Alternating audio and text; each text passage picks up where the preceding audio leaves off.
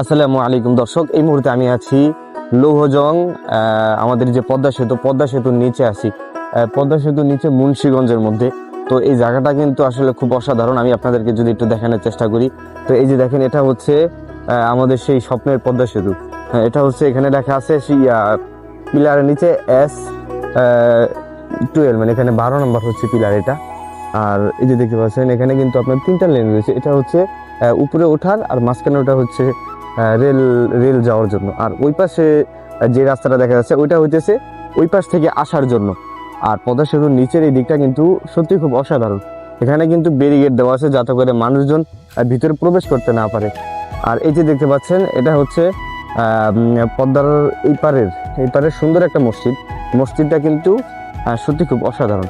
তো এখন হচ্ছে আমি এই আশেপাশের যে জায়গাগুলো, এগুলো হচ্ছে সম্পূর্ণ জায়গাটা আপনাদেরকে ঘুরে দেখাবো। দর্শক, এখানে কিন্তু দেখা যাইতেছে এই যে একটা চত্বর, সামনে এখানে একটা চত্বর। আমরা যদি একটু সামনে যাই, এখানে হচ্ছে আরেকটা চত্বর রয়েছে।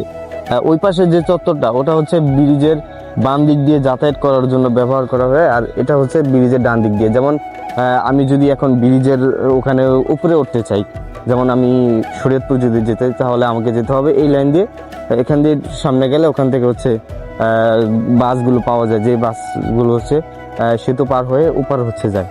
আর এই যে এখানে কিন্তু আমরা দেখতে পাচ্ছি যে ব্রিজের নিচের অংশটা, এখানে হচ্ছে কাঁটা তার দিয়ে বেড়া দেওয়া আছে, যাতে করে কেউ চাইলেও যেন এই যে কাঁটা তারের যে বেড়াটা রয়েছে, এটা ওভারটেক করে যেন অপর দিকে যেতে না পারে।